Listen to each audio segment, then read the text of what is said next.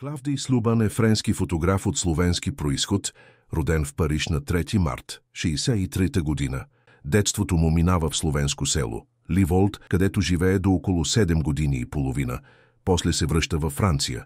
Завършва висше образование по англо-американска литература, като дипломната му работа е върху фигурата на тийнейджъра в англо-американската литература.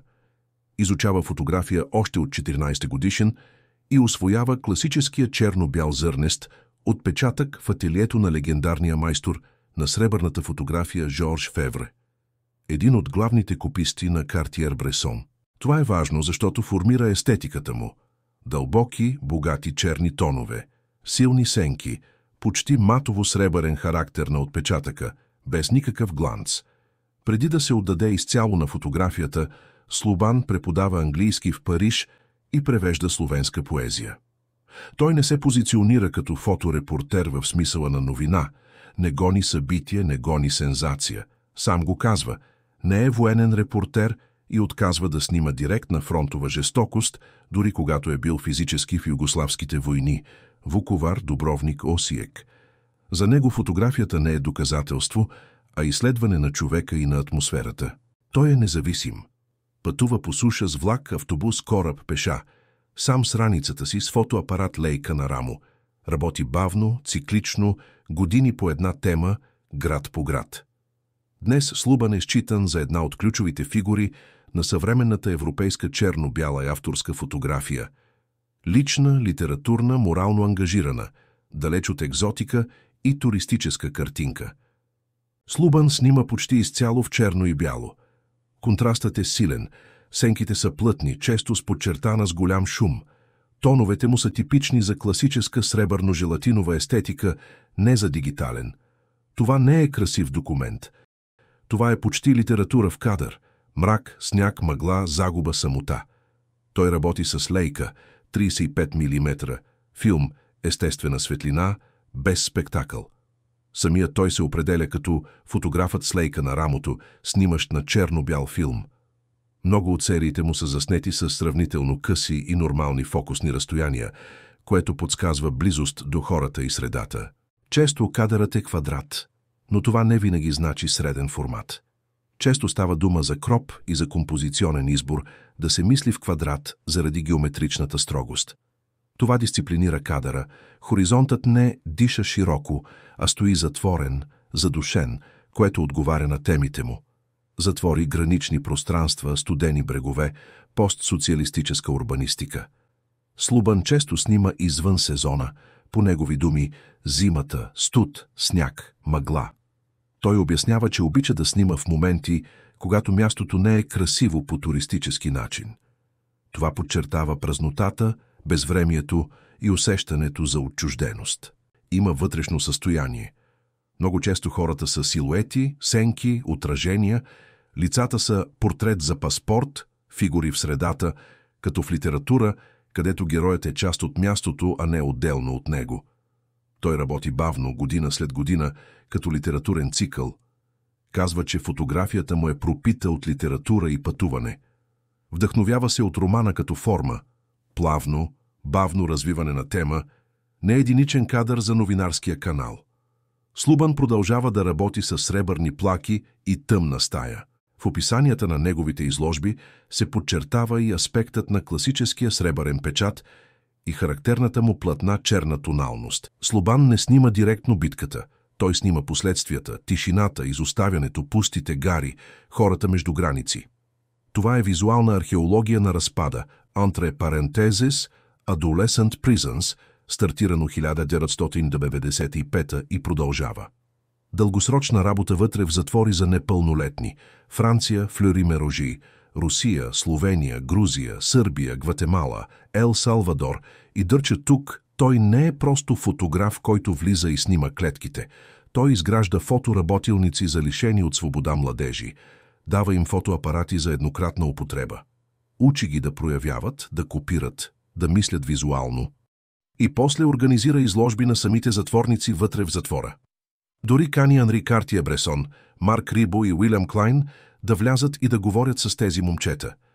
Това не е социална терапия тип арт за ресоциализация. а сериозна педагогическа програма, която дава визуален език. Тази работа е етичният гръбнак на Слобан. Зимен поглед към Черноморския регион. Украйна, Русия, Грузия, Молдова, Балканите. Мъгла, сняг, затворени пристанища, студена геополитика. Тук виждаме напрежение между море, граница, постсъветски преход и изолация. Кадрите са често мъгливи, празни, с архитектурни остатъци. Балтийско море, север, лед, зима, меланхолия, индустриална периферия, постсъветски остатъци. Това е големият му паневразийски цикъл. В него той разработва език на пътуващата меланхолия. Гари в мъгла, снежни казарми, празни площади, хора като сенки. Серията е събрана в книгата East to East, публикувана едновременно в няколко държави и е описвана като силно поетична, с много дълбоки черни и силуети на контражур.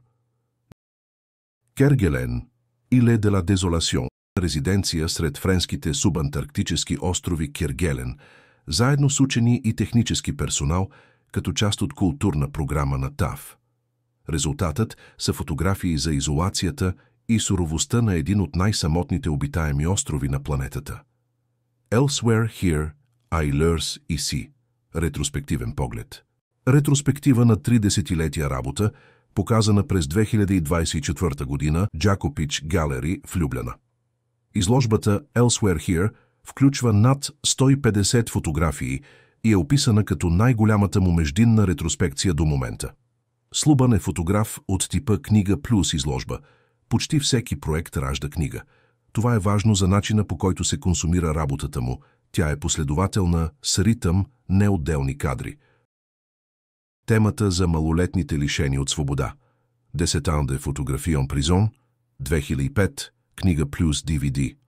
Фокус върху работилниците с непълнолетните затворници. Клавди Слобан, книга интервю с Кристин Делори Монбергер, Андре Фрер Едисионс, представена на Парис Фото 2019, която се занимава с неговите възгледи за фотография, изгнание, ангажимент и метод. Слобан е част от официалната програма на Les Rencontres d'Ipi Arles, най-престижният европейски фестивал за авторска фотография, включително изложби, прожекции и презентации на книги. Неговите изображения се четат като визуален роман за изтока – Балкани, Русия, Китай, Монголия, Сибир, описан като друг изток, суров и нефолклорен. Образователна и социална работа, програмите в затворите.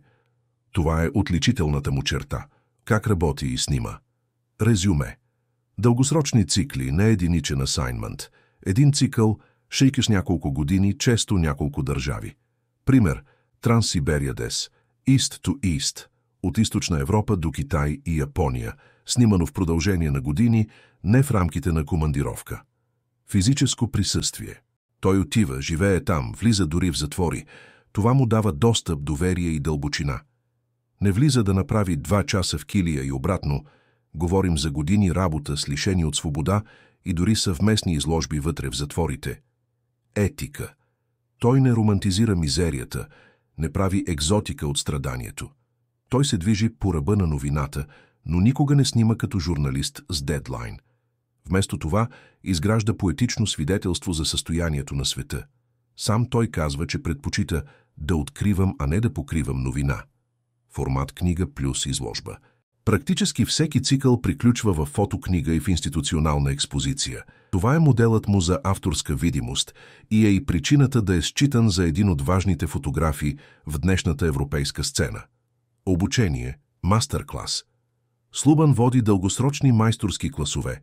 Ле мастер-клас в Париж, не просто уикенд workshop, а едногодишна програма с индивидуална работа и редакция на фотографския език на участника. Това е пряко продължение на неговото педагогическо ДНК от затворите. Идеята, че фотографията е език, който трябва да бъде научен, артикулиран и защитен.